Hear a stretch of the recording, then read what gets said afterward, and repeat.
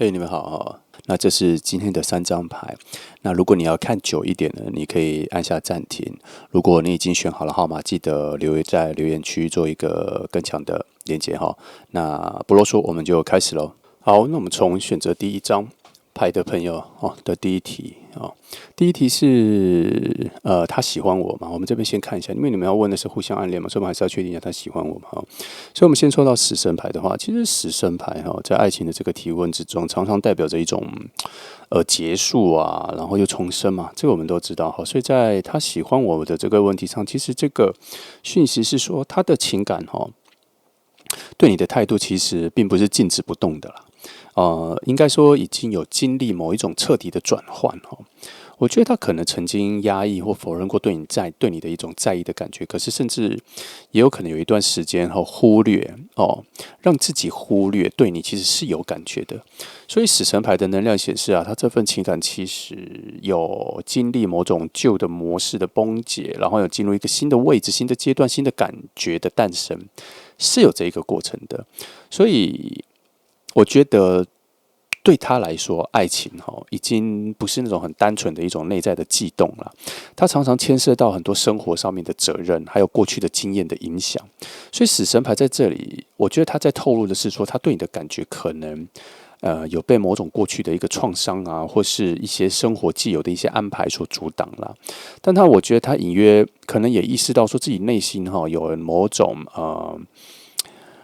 过去的、旧的、老去的模式他不会再去重复实践它，已经无法再延续那种旧的一个模式。他觉得那些里面可能有很多的错误了，所以你的出现之后，让他不得不正视一个问题，就是说，也许对你在意，也许就一些轻微的喜欢，但是他如果要对自己这么诚实，要假装说，其实他对你的感觉已经不是普通朋友的话，没有不是不是那么一般的感觉的话，其实对他来讲是有一点点，有一点点重量的啦。因为就像我们刚刚前面讲，他必须要重新去正视他对于爱情的那个模式，到底现在进化到什么样子的程度了。好，新旧之间的一个转换。所以死神牌它其中带来的一种黑暗面其实是一种非常诚实的一个光芒啦，因为他心里正在剥落那些不再适合爱情的那一些想法。例如过去的恋爱的一些阴影啊，或是他对爱情的一些已经建立起来的一些防卫啊，或是他在一些大家交流、交际、社交场合里面的时候刻意保持对于喜欢的人的一种冷静的一种表象啦。其实那都是一种隐藏式的一种内在的心动啦，它不会展现出一种外在的一种瞬间的火花，而是逐步的在吞没吞噬他原本的一些爱情的习惯、爱情的价值观了。因为死神牌它本来就有一个边界的跨越嘛，当他已经跨越了，所以爱情出现的时候，他会思考说：我已经跨越了，我已经摆脱掉，我还要再回去吗？他现在已经有在自己的新的秩序里面，他要回去那个旧的模式嘛？其实主要还是什么？他之前没有整理完。他只是摆脱，他没有整理完，所以他在遇到对你的喜欢或是对你的在意，就算只是粗浅的、最简单的在意的时候，他其实心里又在重新整理了他现在的心里这个想法。所以要回答他喜欢你吗？我觉得讯息来说是喜欢的，可是喜欢的程度是有一个层次上的。然后在他可能很接近对于你的在意有在逐步增强的时候，他其实在这个断点的时候，他有阻止自己，因为他心里自己有在想说，会不会再让一份爱情重复成像他以前旧的关系的那个模式所以他其实有在思考了然后他思考完之后，才会比较允许自己在比较靠近你、比较全然的去面对你了。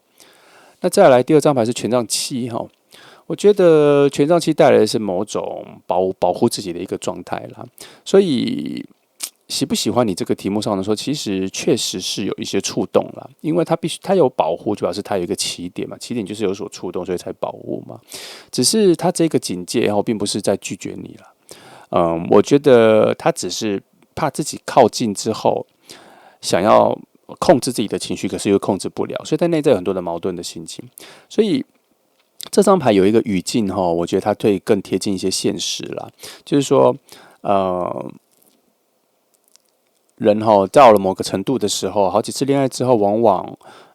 喜欢一个人不会只是单纯的好感了，而是会牵连到非常多的比较啊、评估啊，还有一些未来的考量啦。因为如果都不是第一次恋爱的话，有恋爱经验的话，一般人都会想到下面这一步、以后这一步，因为已经有一次经验过之后，就知道说，其中爱情除了只有吸引力之外，还会牵动很多的现实面啦。所以他会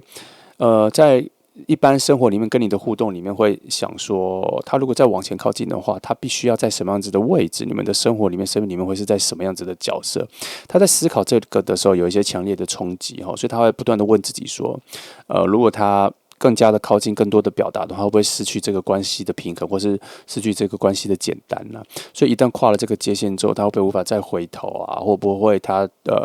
太好高骛远啦，太看得起自己啦，觉得自己一定做得好，其实他是失控的这样。所以在权杖七的形象里面他是一个人站在很高的地方阻挡下面所有的挑战嘛。所以在感情的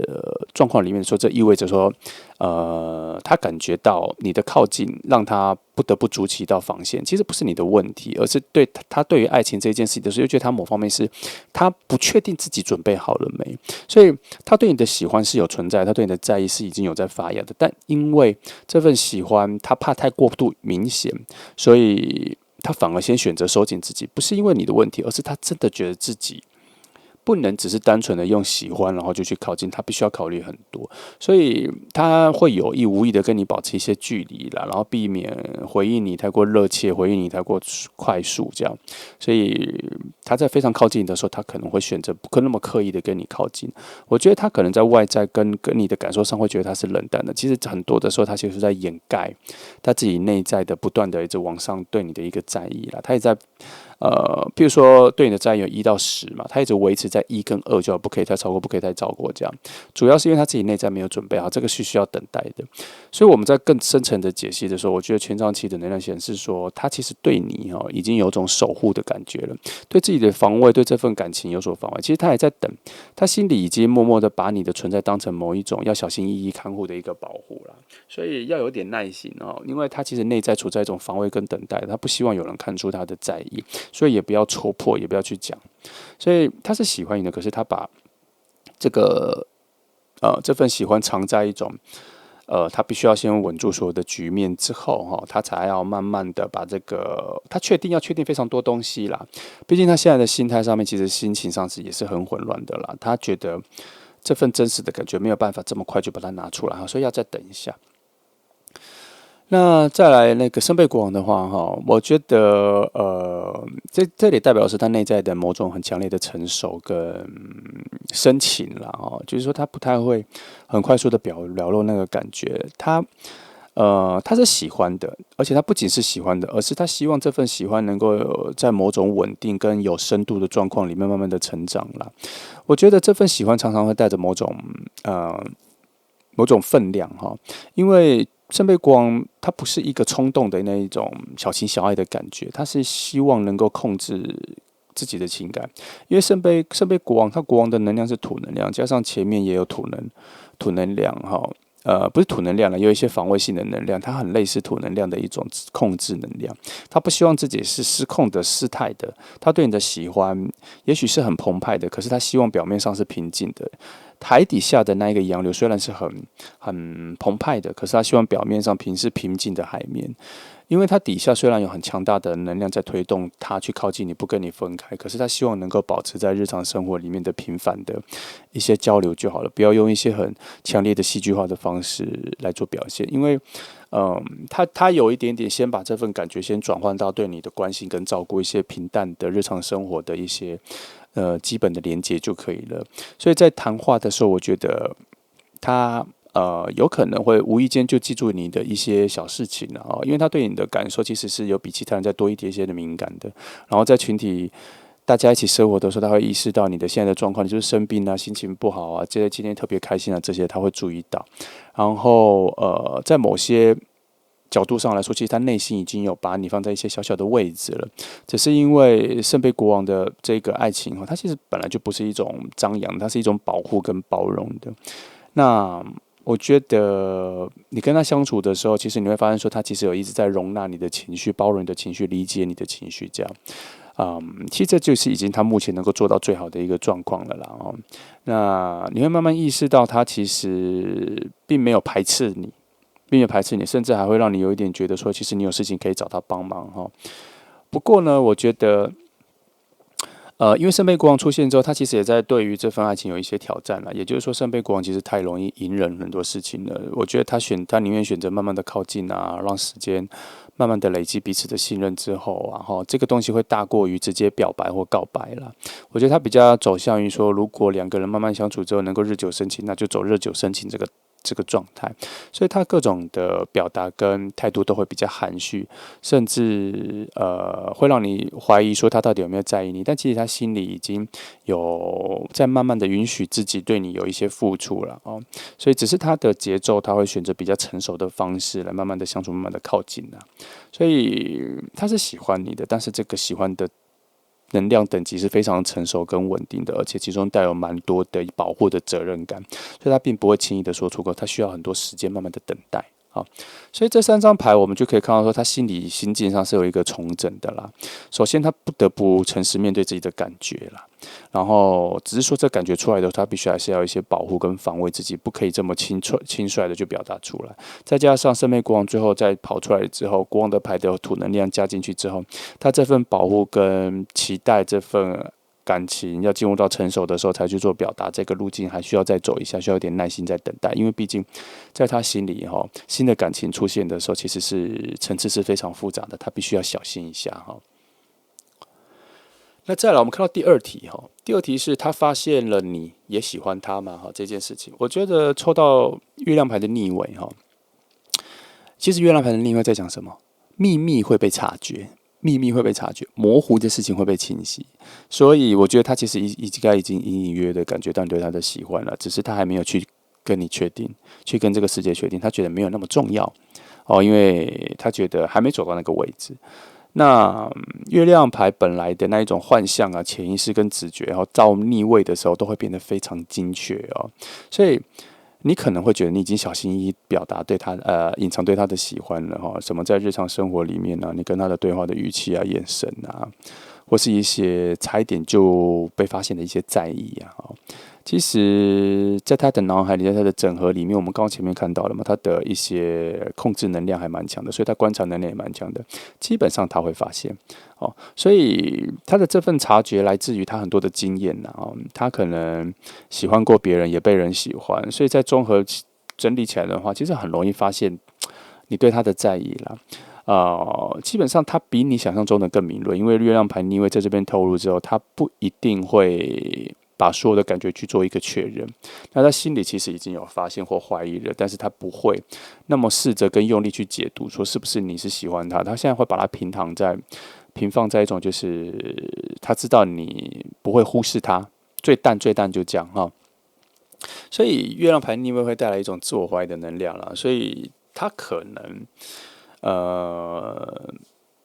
有想过你会喜欢他，然后同时也会质疑自己是不是想太多，然后也会给自己一个借口或是一个方向感，就是说自己一定是解读错误了这样，所以他的心情会比较像是说，哦，好像有，又好像没有哈，然后可是感觉上又有，在这之间一些摇摆啦。所以月亮牌的逆位其实在告诉你说，其实他有感受到，他有意识到，只是他不会往这么深入的位置去找到那一个答案哈。那再来圣杯四的解读的话，我觉得通常圣杯四代表很多的犹豫、观察，还有一些不动声色，就是不表达，即便有感觉到，所以即便他已经感觉到了，可是他的反应跟我们前面月亮牌讲的一样，他把它压抑跟冷静的观望，他甚至把它放在一种最淡的思维上，先告诉自己说我应该是想错了，然后我就先不去感觉这样，所以。因为圣杯四的意象，它本来就是有3个杯子，然后天上又升来一个杯子，新的杯子，他没有要去理会3个杯子，也没有要去伸手拿新的杯子，这表示什么？他其实现阶段对于情感的发现跟出现，他是用一种迟疑的态度跟不主动的态度了。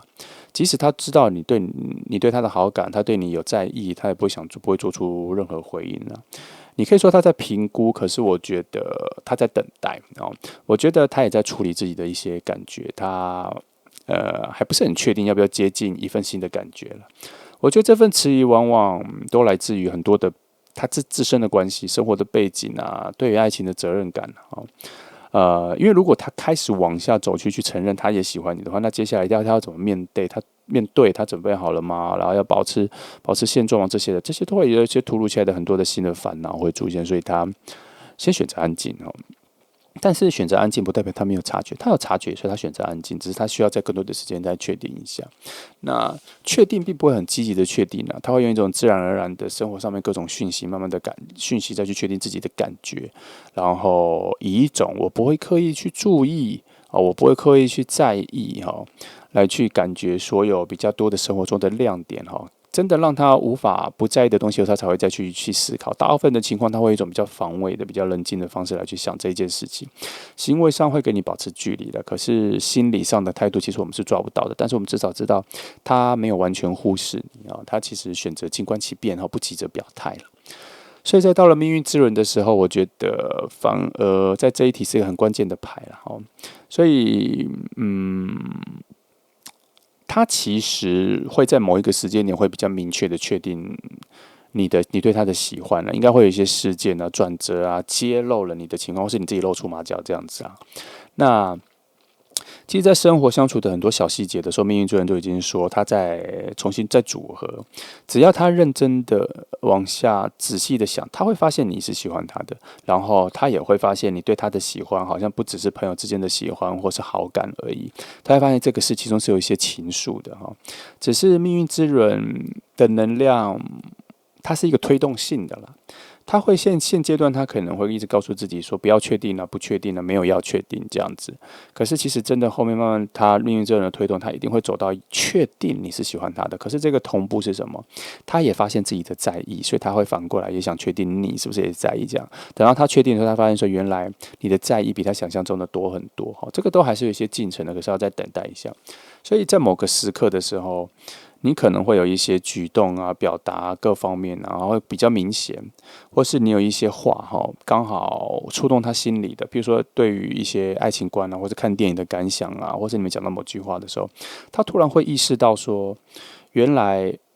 你对他的喜欢是另外一个层面的不是只是一般的喜欢，这个就是命中注定要揭开的某一种两个人对齐的感觉了。我觉得都不是因为命运之轮讲的没有一种刻意的暴露，它是一个不小心的表达出来，所以能量上会推动他不得不去明白说，原来你对他的喜欢是这么多这样。所以命运之轮在告诉我们时间会慢慢的让真相大白了，然后这一个路径上面，他也会因为理性然后挖掘到一些讯号。然后也会从一些保持冷静的时机里面感受到你的靠近，而很难去掩盖自己，或是一直保持出这么平静的一个心情，所以他也会不小心的把一些对你的在意跟喜欢慢慢的表达出来。只是这个在这一件事情之前，他也在累积这件事，他并不是现在已经他特别喜欢或超级喜欢，他不是这个，他也在需要一些时间慢慢的推动到。发现自己原来那么喜欢了，他也需要一些时间的，可这时间要多久，可能就要需要慢慢有一些耐心的等待了。命运之轮的结论就是要迟早会发现的了所以不需要着急这样。所以我觉得这3张牌讲的是说他其实有在逐步察觉到你对他的感觉啦，只是他还没有进入到有那么想要确定的路径上跟答案或交汇点，然后命运之轮其实在讲说，其实他也会慢慢的察觉到他对你的在意也在慢慢的累积啦，然后到了某个时候有某种对齐的时候，应该两个人会在某个交汇点的时候，会比较有一个很好的交流，那个交流就是可能就会是你们的感情上面的一个新的突破点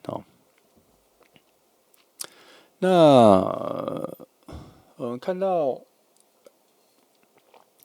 第三题就是说你要不要主动我觉得要不要主动，这里我们看到的是恋人牌嘛我觉得恋人牌的讯息还蛮明确的啦就是说这是一个有关于需不需要选择的牌了因为恋人牌不单单只是代表一种浪漫它本质上也是一种选择嘛，就是你是否要把内心的一些渴望付诸于行动这样子。所以恋人牌在暗示说，这段关系可能不是单向的而是彼此存在某种能量的呼应。其实前面我们已经揭示了，那份最基本的在意其实是有的，所以你会纠结说要不要主动，这是因为你已经感受到，他对你有一种慢慢靠近的感觉了。所以恋人牌强调说，这个对等的连结，如果你选择主动的话，这份行动可能会产生某种共鸣，而不是只是你处在一种单恋、暗恋的一个状态了。不过恋人牌同时也要提醒你行动之前呢，你必须要考虑一下你要考虑清楚，因为这个关系并不是一个随随便便的告白，或是一个比较冲动的举止而是你需要对自己和对方感觉到这份爱情要进入到新的阶段的时候，有一些责任感。所以你的对话要表达出来的时候，你必须要有一些未来的展望要比较确定说这不是一个轻巧的或是随意的表达。所以内在到了某种我们彼此都到了某种成熟度的时候，内在的一些平衡跟理性还有一些心动你必须要去确定一下，尤其是理性与感性这个部分要先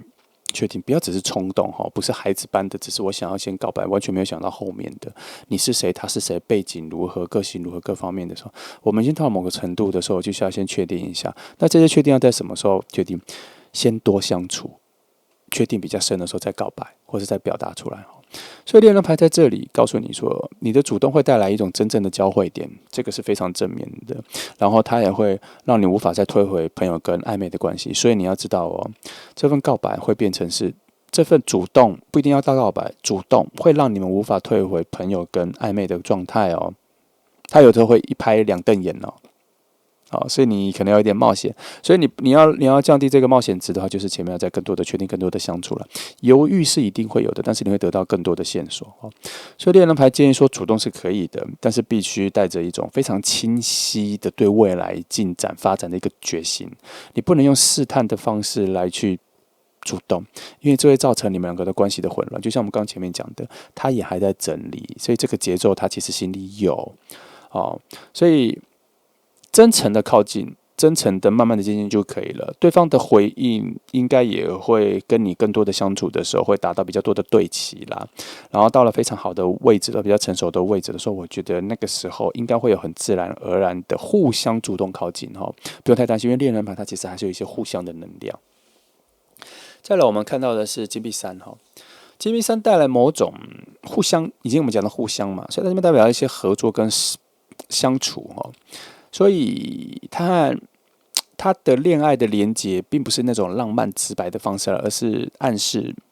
说你的主动不应该只是单纯的感情的告白，而是一些实际的互动来建立基础。你看，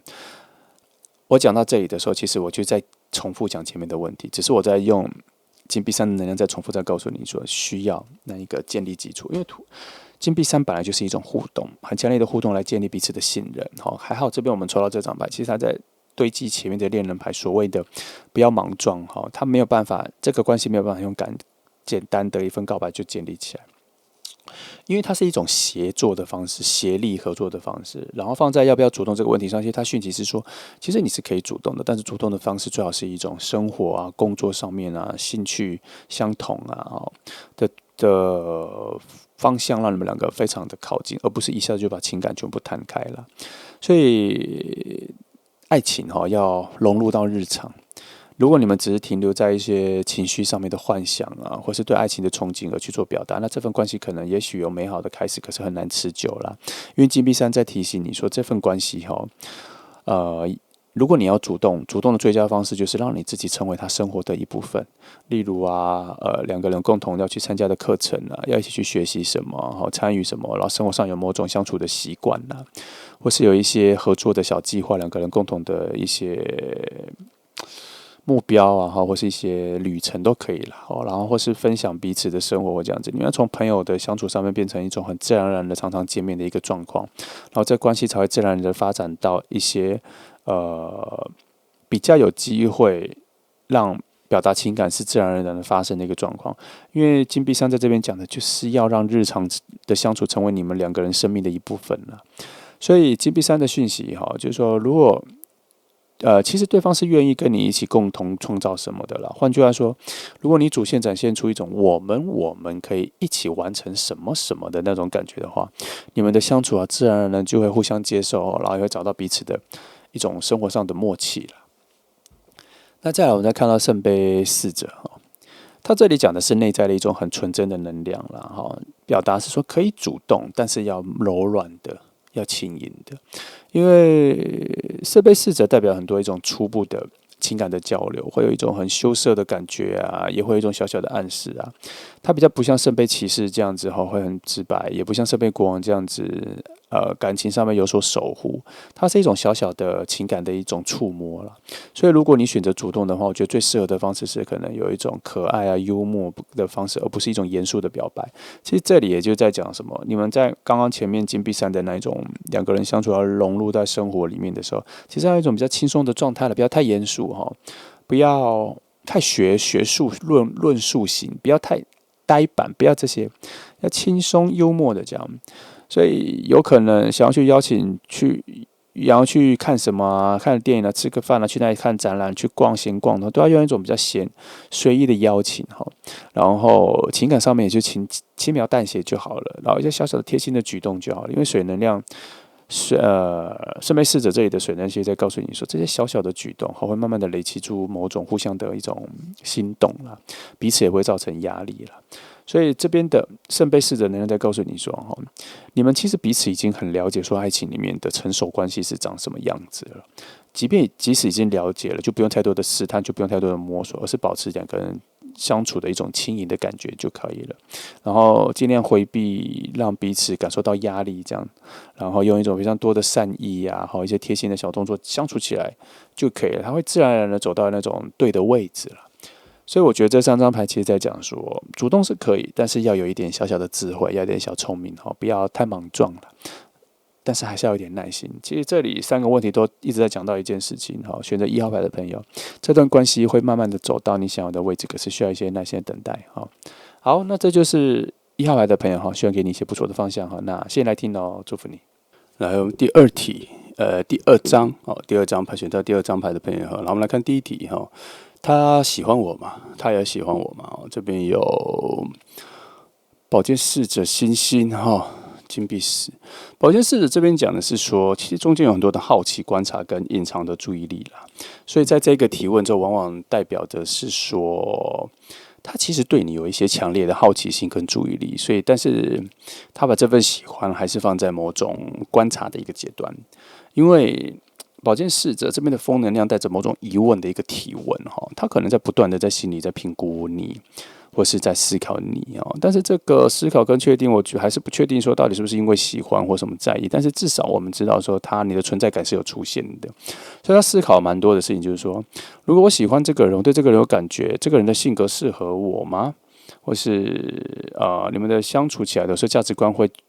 合吗？所以他在跟你的相处的时候，他很多确定然后他会从你的一些谈话举止啊，跟其他人交流的一些社交上面的性格的展现出来的时候，我觉得他有在慢慢的拼凑出某些感情的态度，所以这种暗的从底下的关注其实就是宝剑侍者这种风能量的一个特征啊，他不会直接表达出自己的在意或是对任何人的喜欢的一种热情，它比较像是一种侦探式的和慢慢的观察。所以宝剑侍者的能量我觉得它很接近真实并不是一种青少年的那一种，就是爱情靠近了就有一种很强烈的激动感，而是它会比较带着某种对于爱情的各种喜欢，带有一种比较保留的状态。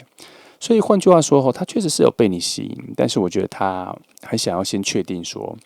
这些东西是否值得他投入，或是放进去更多的一些情感啦。有时候宝剑侍者的喜欢，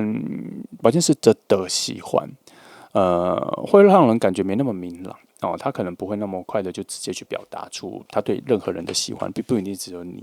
他常常会找很多的机会，会在你的身边、其他人身边，而去默默观察你各种的细节，这样。然后他甚至会有一些挑逗啊、测试的方式来探测你的反应啦。主要是因为他已经慢慢的发现自己对你的在意有没有再进入一种喜欢。他其实不会去特别确定自己对你的感觉是爱情的喜欢或什么，但是他发现他有所在意的时候，他就会开始慢慢的观察然后等待那一种可以确定的一个时机，这样。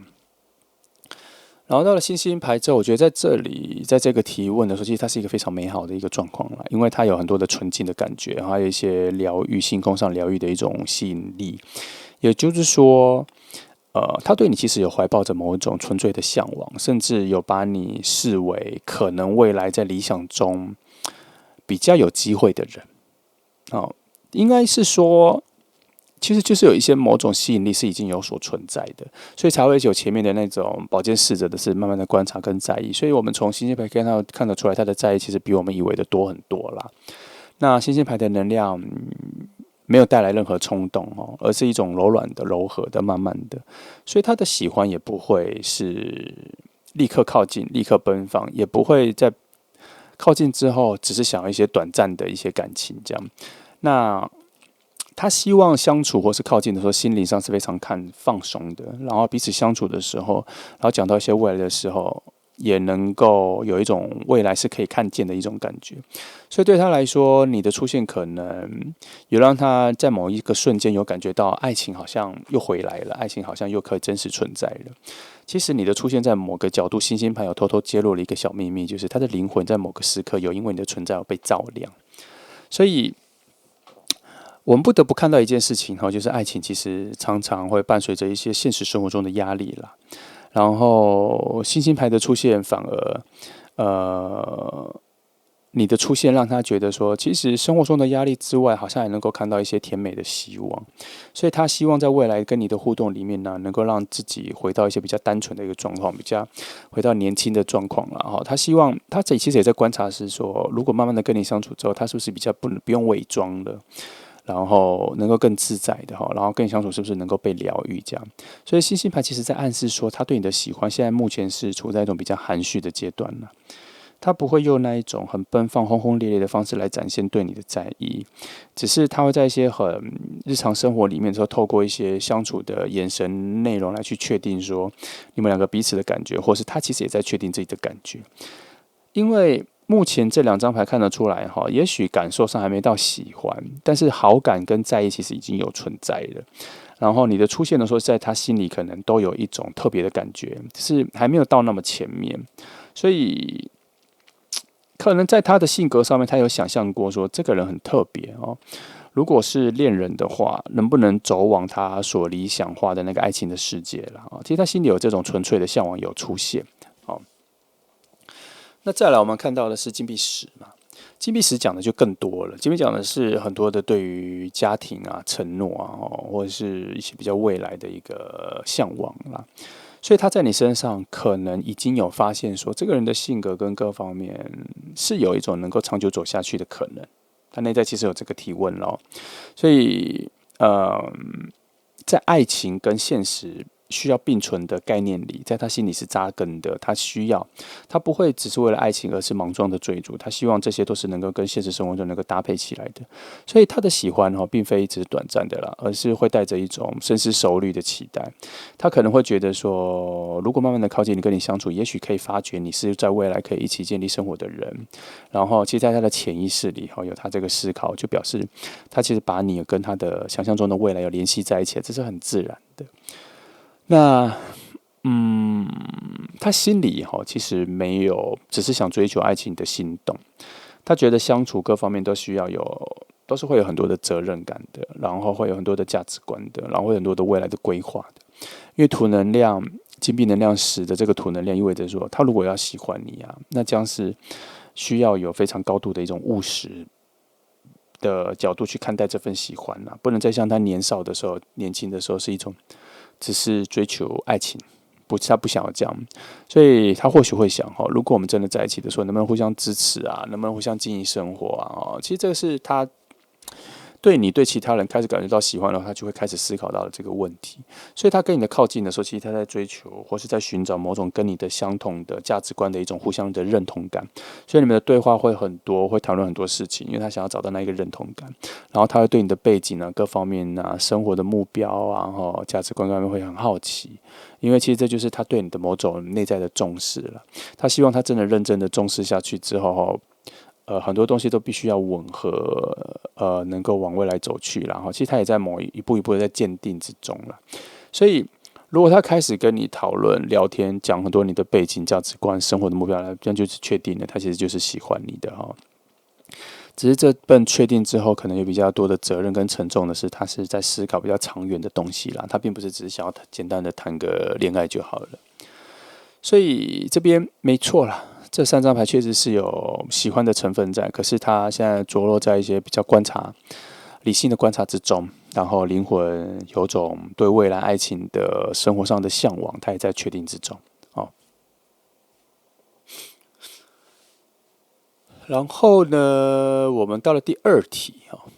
第2题我们问说，他有发现你喜欢他吗？我觉得先抽到节制牌的时候，我觉得在某种你们相处的很细微的相处里面我觉得他应该已经有感觉到你们之间的互动还不错，而且是有一种温柔跟贴心的感觉，甚至在对话里面也有一些窝心的感觉。因为节制牌它本身的牌意，它就是2杯水嘛，互相倒来倒去，这象征什么？高级的、细致的、完美的调和中。所以在感情中，这暗示说，他对你的感觉已经察觉到一些比较不寻常的讯号，例如你跟他的互动总是比其他人更细腻你对他的情感有特别的敏锐啊，然后你也愿意跟他在某种对话上各方面有主动的想要跟他找到某种默契或是搭配一些节奏感那这些微小的察觉跟变化其实他有感觉到你们彼此之间跟其他人是有点不太一样的。那尤其到了现在那种对爱情的直觉心动是必然要存在的，可是它并不是一个核心的重点，而是要透过生活的细节来判断彼此的一种对爱情的态度啦。所以节制牌在显示说，他对你的在意我觉得已经融入到平常的对话跟相处里面，甚至他一直在观察你的眼神你们之间有没有一些心灵的交流啦？虽然没有直接，我觉得虽然没有直接说出来可是我觉得在相处里面的持续的那种温柔的感觉应该他有察觉到这个比很多的言语上面的漂亮的甜言蜜语之中的话，这更有分量。所以我觉得节制牌是意味着说，他可能还不会完全确定你是不是喜欢他，但是他有感觉到说你们相处是不太一样的，然后他未来可能会花更多的时间去细心的观察跟等待他内在的直觉因为他想要确定自己的心，也想要确定你的心他不希望这些都是一厢情愿的或是有所误会啦，所以他必须要确定的非常多，他才会慢慢的靠近他不是先靠近再确定他是要先观望确定才会慢慢的靠近，这个节奏是比较不一样的那再来到权杖骑士的时候，你就会看到说，其实这是一个非常有热情、更有憧憬的牌了。所以当他掉落在说，是否发现说你是喜欢他的这些，我觉得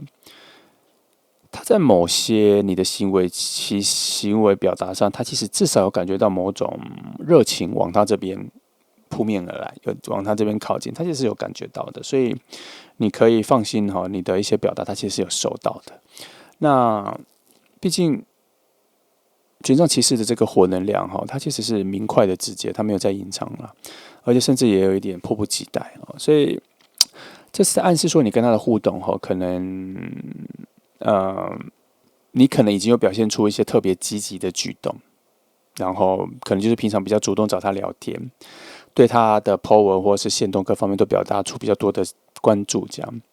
然后他的各方面还有比较多的留言这样那这些行为对他来讲都是一些比较明确的讯息啦，所以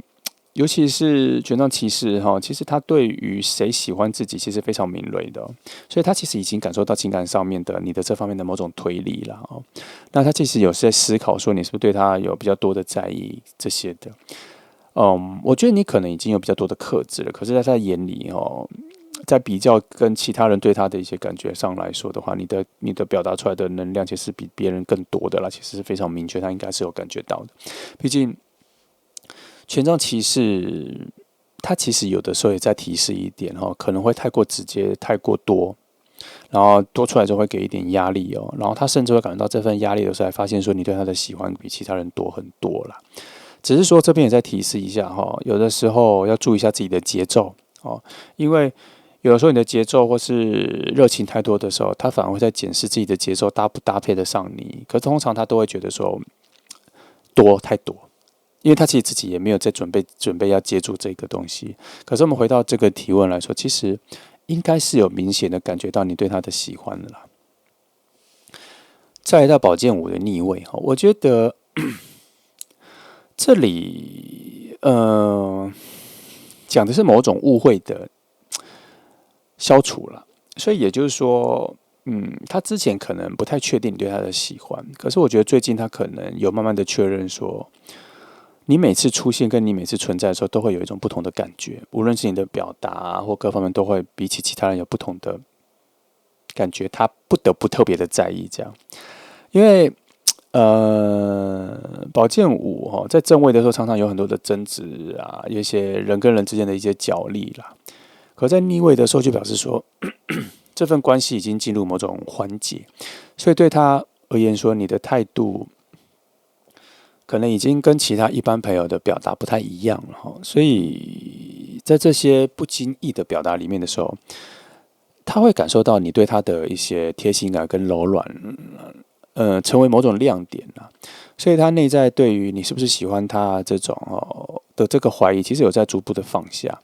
所以他内心其实有在想说，这个人对我好像真的对其他人真的不一样，这个答案有越来越明确出来。然后每个人都经历过一些爱情的经验嘛，所以我觉得他很容易分辨出来什么叫做普通的好感，什么叫做深层的爱情的一些情谊啊。那所以之前刚开始相处的各方面，他可能会把你的一些行为当成是一般的人跟人之间的一些友善一些好感而已。但是随着次数啊累积啊时间累积，他其实已经逐渐意识到说，你对他其实不只是一些好友般的一些感觉啦，而是带来某种爱情的一些讯号。所以我觉得他其实内在已经有在开始思考说，他需不需要去面对这件事情，然后他必须要去确定一下自己的心情跟心意这样。可是目前这些牌看起来他还在处在说还在收集资讯的状况，只是你这边的讯息已经非常明显了，其实他有感觉到。那从这几张牌的有一点小提示，就是说其实也差不多了，他应该有收到了，其实也不要太过多，保持一些平稳跟这样人的相处就可以了啦。来，我们来看到第三题哈。第三题在问说你要主动嘛？哈，这里有世界牌、权杖8跟权杖1，然后权杖1。我觉得世界牌这边已经有一个完整跟圆满的一个契机了哈。世界牌本来就是，在讲说你其实已经走到了一个足以推动关系的一个成熟的程度了。不过这里虽然世界牌出现的时候，我还是要提醒你哦，世界牌虽然它牌意是这么说是一个成熟的阶段，但是你还是要先确定一下就是它的状况。因为这张牌比较多讲的是你的周期、你的状况是已经进入一个成熟的阶段，可是他那边我有感觉到他有一个随机的心情的问题，你要确定一下他现在的心情的状况是在他的周期的起伏上下哪一个，心情低、心情高的这个周期。如果他现在心情起伏是比较低落的话，你要等一下，等他在爬上来的时候再去做一个主动的动作。因为世界牌它这个两面性，我必须要这边提醒你哈。然后呢，对感情而言啦哈，世界牌的意义应该是说，你们的连结应该已经有一个完整的基础了。这里在讲的是那个基础是已经很完整，所以如果你跟他的互动，你有感觉到说已经有一点点超越普通朋友的界限的时候，然后还能够达到最重要的这个位置，能够互相理解，然后在生活上或是说话方面、概念上有一种互补的感觉，那差不多试探期就已经过了。他差不多就已经要进入一种可以被承认彼此有心意的这个感觉了。那爱情啦，它不会凭空而来的，尤其在大家已经经历过1次2次的爱情之后，就会非常确定爱情的出现，它都必须要有所建立关系。这代表说你们之前过去的一个交流啊，累积的一些小小的默契啊，它会存在着一种完整的循环跟完整的一种默契。这意味着，如果你这个时候选择主动，比较靠近它不会成为一种比较贸然、比较冒昧的一步啦。它比较像是水到渠成之后，把那个最后的闸道门打开的感觉。所以呢，世界牌所蕴含的某一种跨越，下一个阶段、上一个周期的结束，进入新的下一个境界、新一个周期的这个概念有出现。如果你很渴望要进到下一步的话，我觉得，你可能要有一点冒险，因为它这一个下一步有一点点要跳脱你现在原本所习惯的这个安全区。它会从比较暧昧进入确认，它还是有一些风险的。但是这个主动靠近，它有可能会打开新的周期，就是说你们的新的关系会进入到新的阶段。那你不知道不可预测是什么，除非你真的很想要结束现在的这个关系的样子，你就去主动看看哈，看看它会进入到某一个，它不是会变坏，我觉得它不是变坏，它是会变成说你们彼此要面对一个新的成熟的阶段，因为已经成熟到这里，它必须要进入下一关嘛，那不然它可能会一直处在这个状况哦。不上不下就一直在这里，那也没有关系，他可能也要再等待一个契机，可是就是可能时间要再往后推延比较久了。那再来，我们看到的是权杖八哈，权杖八它其实有一个非常明确的讯息。如果我们在问说你要不要主动的话，这个讯息是在告诉你说，如果你选择主动的话，事情关系会推进的非常快，因为权杖八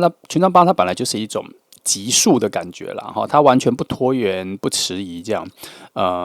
表示你的主动不会石沉大海，它反而是会立刻给你某种结果，也就是我们刚世界牌讲的，会进入到一个新的成熟的阶段，但是它不保证哦，这个关系到成熟阶段是直接进入恋情哦，有可能会变成是更好的朋友，更能讲到更多形式的朋友，有可能会中间再卡一个这个新的关系哦，只是看你要不要去冒这个险试看看啦。但是记得前面有在说，你要先确定一下你们的感情基础有到哪里，还有他的心情的起伏哦。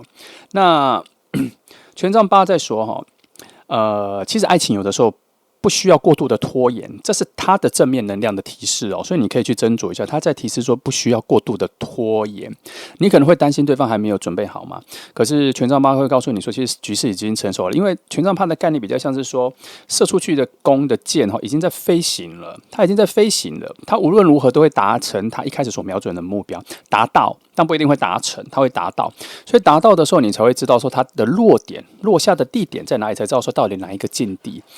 权杖八其实在讲这个，他在讲说，一旦开始就很难停下来了啦。一旦你开始主动了，后面的关系的发展就很难停下来，没办法后悔哦。所以如果你准备好要主动的话，那关系确实是会进到一个新的明朗的阶段。然后这个很需要勇气，这也需要一些新准备。但是权杖八在讲的是，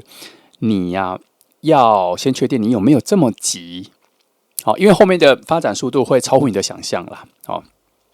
再来权杖一它讲的是一个新的生命力啦，所以我们刚前面两张牌一直在提示你一件事情，是你主动之后，它一定会进入一个新的境界，没错。权杖一这边就在讲说有一个新的点燃的新的火花，可是它没有保证那个火花一定是爱情的，但是绝对会展开一个崭新的关系的可能，因为火能量的能量它搭配着刚刚火八的那个能量是非常直接的，再也没有暧昧的，你们的关系会确定到一个明确的。所以会直接变成是更好的朋友呢，还是会变成恋人？不知道。但是彼此的吸引力确实是还在的哦，所以可能会先变成朋友，然后可能时间再拉长一点才会变成恋爱关系，也有可能他并没有完全被拒绝，你不会被完全被拒绝的，因为这三张牌的好能量对于爱情的好能量是非常好的哦。那要有一点勇敢，这边说要有一点勇敢。如果再持续等待的话，机会有可能会溜走。以这三张牌的角度来说，他觉得不能等待，因为机会有可能会溜走。但是那个是个爱情的机会，它不一定是关系的机会，所以要看你要不要把这个关系再推动到新的位置了。看你，我觉得它前不前进都没有坏的点，倒是你有没有办法去接住新的关系的出现哦。所以权杖一。它不仅是一个新的开始，它还酝酿了一种创造的力量。你们两个会创造出一个新的关系来。你的主动不只是确认这个关系的感觉，或是确认他的感觉这样，而是在这份感觉的交互作用之下的时候，你会有新的模式、新的互动啦。然后有可能还有一件事情是，新的你们彼此的新的能量会互相流动起来。这个都是等一下主动之后才会有那个崭新的篇章才会释出，它很像是你看小说一直告诉你说小说有7本啊，可是一直到第4本，你知道它后面有，但是你有没有要去翻开？也许第4本的结局不好，你就不想再翻开第5了。可是你不翻开第5，你怎么知道它其实剧情会转换，会转到你所期待的？不知道。他这边在讲，这3张牌在讲的就是这个其实这3张牌的那一种鼓励啊、鼓舞往前的能量很强。他这3张牌比较不希望等待，但是你要想其实是仅这3张牌有很多没有说出来的空间，你要自己去思维因为他后面进入之后，表达之后，他那个新的阶段的走的速度会非常快你要有心理准备。好，那这就是第2张牌的所有内容了，希望给你一些不错的方向那现在来听祝福你。来，我们来看到第3号牌的朋友的第一题哈。第一题是他喜欢我嘛，然后有权杖9、金币皇后，还有权杖皇后哈，两张皇后都出来了哦，两张皇后都出来了，表示有一些不错的水能量在里面跑哈。我们先来看权杖9，权杖9它有很强的防卫心啦，很强的防卫心，所以在爱情里面呢，当他出现的时候，当他喜欢我的时候，这里有一个非常明显的在意，然后同时也保持着一种高度的防备心啦。因为权杖9意味着说，一个人他有带着某种伤痕，然后他紧握着那个权杖嘛，他想要守住自己。所以我觉得这里象征说他的喜欢并不是轻松无压力的啦，而是混杂了很多过去的经验跟犹豫还有判断。如果他真的会喜欢你的话，他已经判断出来说他可以喜欢你，因为他一直觉得他只要在靠近爱情的时候啊，那个感情里面受过的伤的那一种旧的感觉会跑回来，所以当他在投入一个新的感情的时候，他有非常高度的顾虑这是权杖9在讲的。那这些过往的经历让他在每次靠近你或者面对你的时候，心里都有一些旧有的情愫，让他不敢轻易的放下他对于爱情的那个防备心啦。所以你会感觉到说，其实在爱情面前其实还蛮有压力的。所以当你跟他互动的时候，当你感觉到一些谈论到爱情啊，或者谈论到彼此的感觉啊，或者喜不喜欢他喜欢谁啊，有没有什么那个时候，你就会发现说他会呈现出一种很有压力、不想面对的一个感觉。那所以他如果真的喜欢你的话，他的表达不会是那种直觉直白的方式而是会伴随着很多很多相处里面的评估之后，然后慢慢的在你身上得到一些安全感的时候，才会慢慢的展现出来。这个节奏是非常慢的因为毕竟权杖9他已经没有在后退了，他是在原地把自己保护起来，表示他没有要出去。所以他对你的喜欢，即使在内心有发芽啦，可是他还是先决定要先守护自己因为他觉得走入到爱情的时候，他就像是那种很一堆干草堆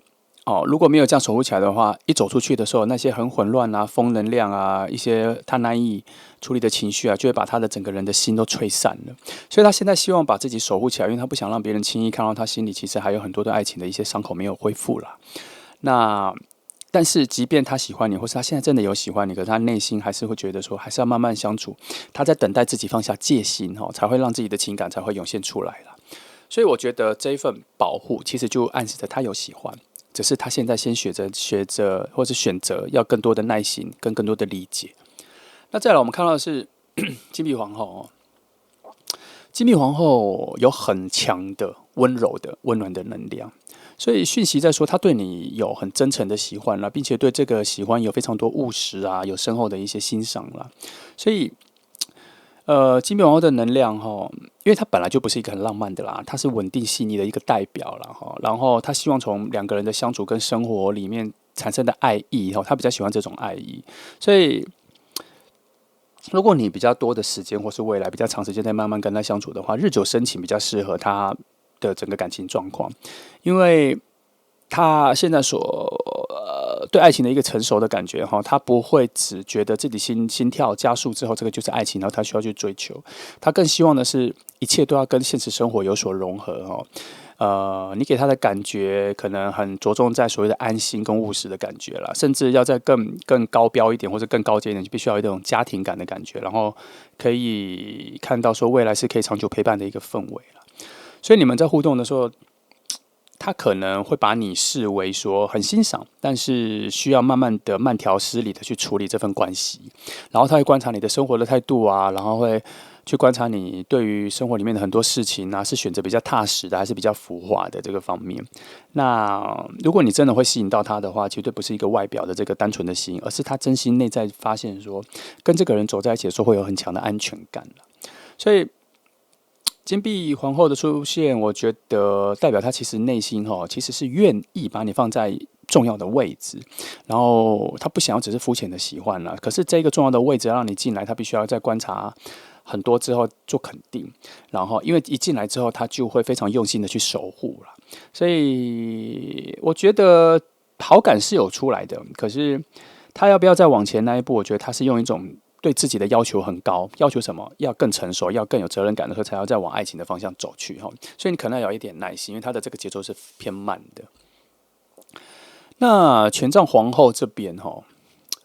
我觉得权杖皇后这边代表很强的一个自信跟强大的某种他被某种你的吸引力所吸引啦，所以我觉得他其实是有喜欢你的，因为已经出了权杖皇后嘛，他对你有强烈的欣赏。然后他很难忽视你的一举一动，因为你身上所散发出来的某种能量是他所喜欢的，也是他所需要的啦。所以对他来说，我觉得你的出现很强的一个存在感跟吸引力，是因为你好像有点燃他内心某种对爱情的新的热度哦。他可能有看到一点点自己原来还想要爱情，那所以你在他眼里我觉得是特别明亮哦。然后你的个人的跟其他人的相处啊、行为啊、说话各方面。无论如何，他都很难忽略你的存在感，所以他也在慢慢的检视自己，说他是不是被你吸引了啦。所以在权杖皇后这里的能量意味着说，他对你的喜欢不会只仅此于前面我们所说的理性哦，因为他其实内在的情感跟身体产生某种共鸣一直在点燃他对你的热情啦。即便他外表选择保持冷静，可是他内心一直不断被你牵动，他很难否认，但是他也不会让别人知道。但是我们今天翻牌才大概透析了一点点，所以到。这里我们就可以发现说，其实你不要改变太多，因为他在默默的欣赏你，很多地方都是你原本的东西，在你看这张牌之前，他就已经有在欣赏你了，只是他还在找更好的时机跟更好的自己，变成更好的自己之后，他会慢慢的主动靠近对你做表达。其实，在他的角度来说，对你的喜欢，他觉得他是比较卑微的。虽然你好像以为你自己是暗恋他，可是他其实对你的感觉，他是觉得这个人好像还不错，但是我没有能力靠近他还需要花一点时间找到自己自我的肯定跟自我的自信。虽然在你的眼里，你看他你觉得不需要啊，他很好啊，可是每个人对自我的肯定和其他人对他的肯定其实是完全不一样的。所以他应该啦我觉得在这几张牌，我觉得有蛮确定一个很高的比例是，他确实有在某个点被你吸引了。所以要再等一下，因为他的吸引跟他所能做的一些动作，才是有一段距离。因为最重要的是那个安全感，他有一个安全感还没找到，要再等一下。那我们看到第二题他会不会发现你喜欢他？我觉得这里有，我看一下这边有金币四、魔术师牌、金币四者我现在有金币四了。我觉得他其实有隐约有感觉到，可是他选择先在心里收着，就像我们前面讲的，他需要更多的确定，更多的相处。然后，即便他有很明确的发现你喜欢他，可他不会去戳破，因为他其实更多的在意是自己有没有跟你对等有没有办法在互动里面能够展现出比其他人更温柔。他其实对于在爱情面前，他其实是觉得自己是渺小的，没有无能为力的。可是他还是希望跟你有所相处，所以他会记得你很多的小细节那慢慢的，他会在很多小部分、小事情上面，会对你释出一些照顾、关心。这对他来说是情感上面的已经非常大的突破了，以他现在的状况。那其实金币四也有一些不放手或是不想冒险的一个心情啦，所以即使他有所察觉，他会假装不知道，然后他会很小心翼翼的先放在心底我觉得他应该有很明确的感觉到你是喜欢他的，但他还是告诉自己说，也许只是他一厢情愿。所以他不想行动太快，所以他在对你的一些好感各方面都已经把它压成到最普通朋友的一个好感，他没有把它推到说感情上面的好感啦。可是，在相处的慢慢观察他会慢慢发现说，这个人其实还蛮适合跟自己生活在一起的。可是他会先初步跟你变成朋友的关系来相处，因为他已经找到那一个自在的感觉了。所以他对你的好感是存在的，只是他现在确实是选在比较高度的谨慎的位置，他没有要往前去做更多。那再到魔术师牌我觉得，他其实已经意识到你的喜欢，然后他其实有在偷偷的去解读你给他的讯息啦。因为毕竟魔术师牌正位出现的时候，表示什么？他的觉察力超强。所有的牌里面觉察力最强的就是这一个，而且还能整合那个风水河土4张能量，他都能够整合。所以其实要说他不知道你对他的喜欢，他很难了，因为他透过直觉跟观察，他早就都感觉得到了。他甚至从眼神的交流啊，或是你对他讲话语言里面的一些温度啊，还有你对其他人的态度和对他的态度的差异，他早就知道了。只是他会怀疑，他会刻意去怀疑说你喜欢他是什么？为什么？然后这个喜欢里面做出了更多特别的话题吗？更多的行为吗？然后他可能在跟你对话的时候，再去验证一下他的直觉。这样，我觉得他其实已经有反过来在主动去探索你内在的心意了啦。也因为每个人之前都有爱情的一个问题嘛，所以会更加的去察觉这些细节啦。要很确定才会让自己往前靠近啦。所以他其实都有感觉到你有某些暗示，或是甚至连一些简单的互动，他都会把它设定成为是某种暗示。那他不会把你对他的一些好或是友善或好感只放在朋友的位置，他很想，可是时间上来说，他内在的直觉跟他的整合，他觉得不是，他觉得你对他是有特别的表达的，所以，我觉得他心里应该有蛮不错的自信，觉得说他应该是喜欢，我觉得你应该是喜欢他，他有一些小确定了，可是很快就把他被推到旁边了，因为他觉得确定这件事没那么重要，他觉得有就好，然后互动慢慢的累积彼此的安全感或是信任感更重要，这样。那么到了金币侍者的时候，我觉得，他其实有非常明确的感觉到你往他这里来的多余的不是多余，多出来的更多的在意哦。然后，如果你们的互动有蛮多的话，他其实对于你的很多细心他都有读到，他会让你觉得你表现的不明显，因为他不想要特别去推动你做更多，因为他觉得这样就已经我明白，我已经接收到了。可是你那边所接收到的讯息，可能都会觉得说他可能都不知道，其实他早就知道了啦，因为他一直都感觉到你，比如说跟他相处里面很多的小心意但是他不会马上承认，因为我们刚前面讲的，他其实对于自己在爱情面前他是比较自卑的，比较渺小的。他觉得他没有能力接触，他觉得他的手很小即便他感觉到你对他是有很多的有意思啦，有感觉啦，但是在他的分析跟各方面来说，我觉得他不想要把这件事情扩大成是说是可以直接进入爱情的。他先一段一段比较小段的、短暂的去感受到这些不错的情绪然后慢慢累积成某种彼此的信任相处上的关系的一种稳定甚至累积到生活中很多想要去看的电影、想要去哪里看展的时候，会变成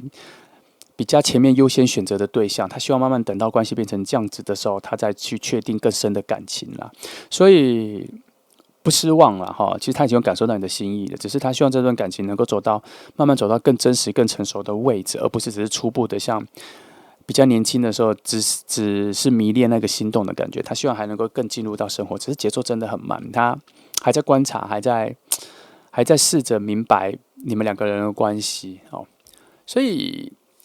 答案就是，其实他有读到了，他有读到，只是他没有要那么快的走进去那个节奏里面了，他没有那么快走进那个节奏里。所以我们这边要看到第三题第三题讲说你要主动嘛，这边有宝剑六逆位大家的逆位，还有宝剑四逆位，全部都逆位所以这边我们要慢慢讲一下，到底可不可行宝剑六的逆位在感情里面的解读比较像是说，这个转换、这个过渡、这个运行比较不顺利，他没有办法走到他对的位置。所以当我们问说要不要主动的时候，这张牌其实有一点点不建议太多主动，因为它有一些很多未知的阻力跟不确定感。记得我们刚前面有讲很多说他要确定很多的安全感，我觉得现在的时机还不到，他现在还在收集安全感的位置的时候，其实两个是没有对齐的，所以这个时候。宝剑六的逆位说先不要，因为现在如果我们用宝剑六的概念说你要顺着那个水流走到对的位置，现在连那个水流都不是很稳定，而且也没有所谓的对的位置的这一个点，没有那个港口就旨意的上了那个船，他没有办法把你带到对的位置。那正位的宝剑六其实在讲说是在离开混乱要迈入一个平静的位置。可是逆位的时候，它就代表什么？它仍然困在旧的混乱里面，未看到新的平静，所以这意味着没有可去的下一个位置。所以你看它之间其实应该还有一些没有厘清的感觉。还有很多的顾虑，还有很多的猜想、推理、推敲彼此的感觉，这个部分都还没有完成，表示说你们的关系的基础，我觉得还不够扎实，还需要再等一下。所以这个时候你选择主动的话，我觉得最近这3个月的话，因为通常都是3个月这一个 run 了哈，因为它还是有一些潜在的相处，你们不可能每天都相处在一起嘛，它还是有一个起伏，所以这个时机这个月内选择主动的话，我觉得不够好哦，因为它还没有搭起那个很好的桥梁哦，现在没有要跨出去的能量啦哦，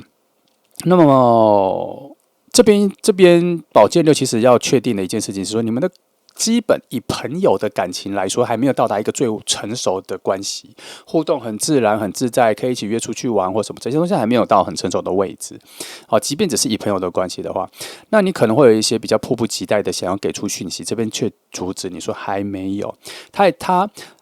虽然塔罗这边常常会说可能还没有完全准备好去接受，可是我觉得他这里有一个很明确的直觉，让我发现他跟你说，他其实现在即便是你，即便是任何人对于爱情的表达，他都没有办法准备接受，因为他现在的内在的感情的状况比较像是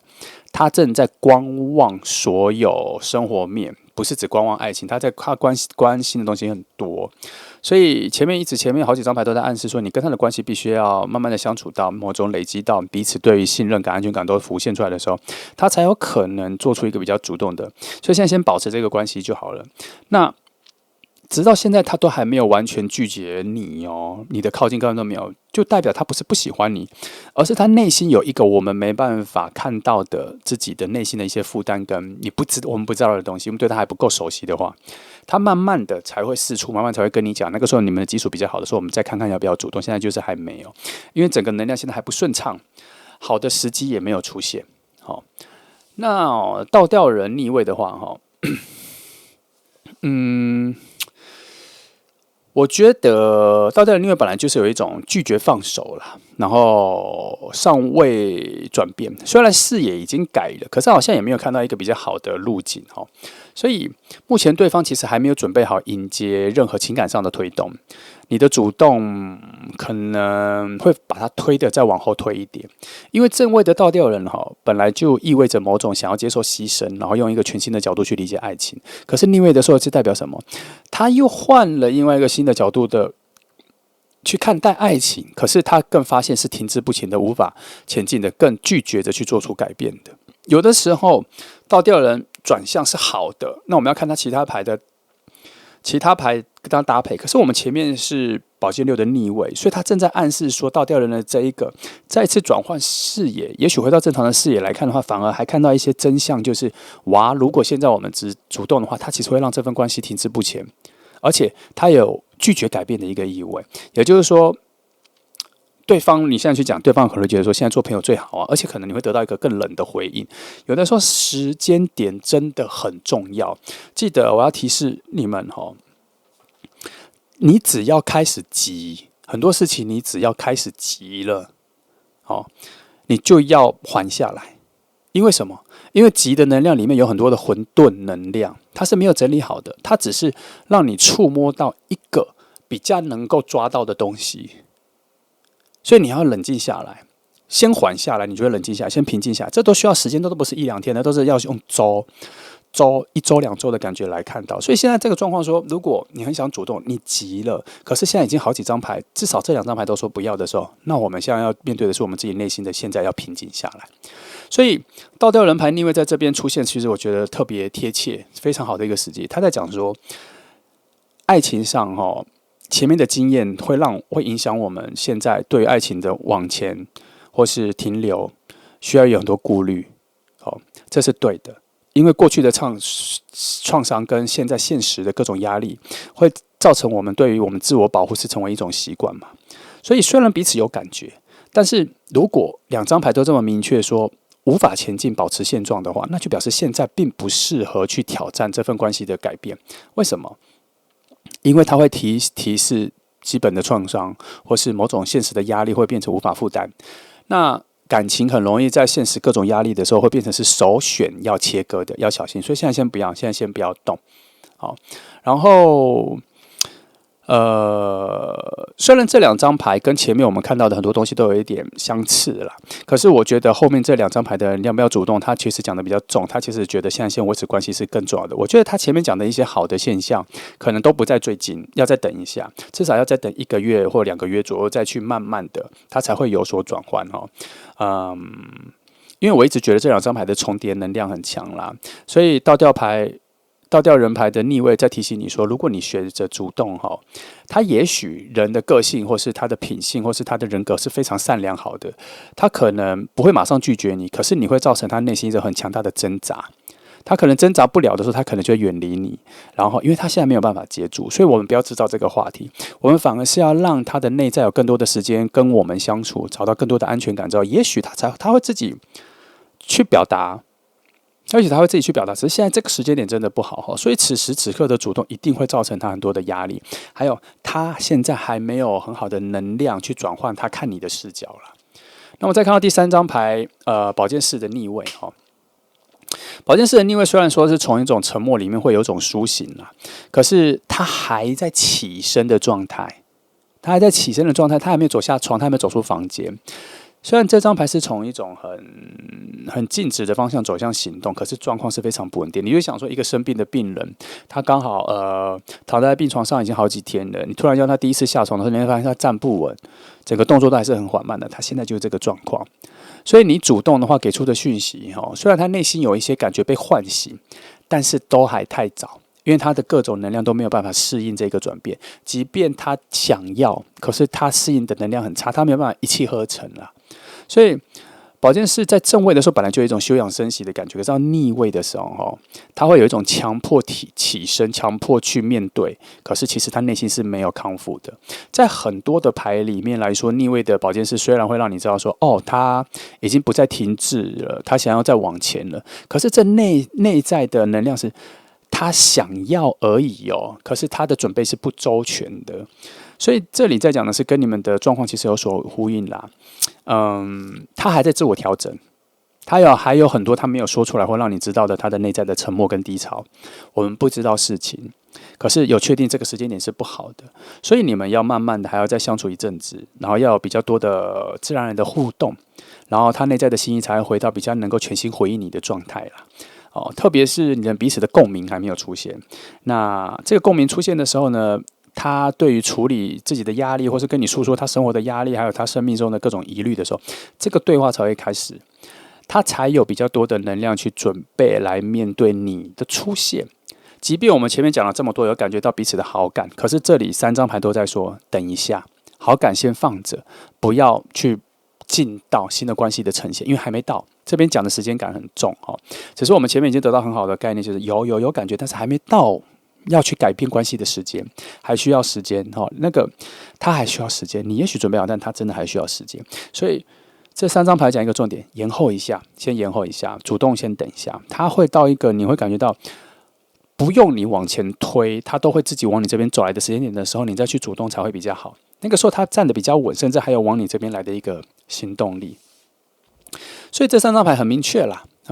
主动可以，但不是现在还有很多能量需要酝酿，再等一下。而且你们2个人的能量其实有在一些持续的交流流动，不要离他太远，还是保持一个不错的距离。准备好的时候，他的主动也许会比你早。好，那这就是第3号牌的给你一些讯息，虽然后面跟前面有一点相似可是那是时间点的问题。那我们再期待一下吧，先不要急那谢谢你来听，我祝福你。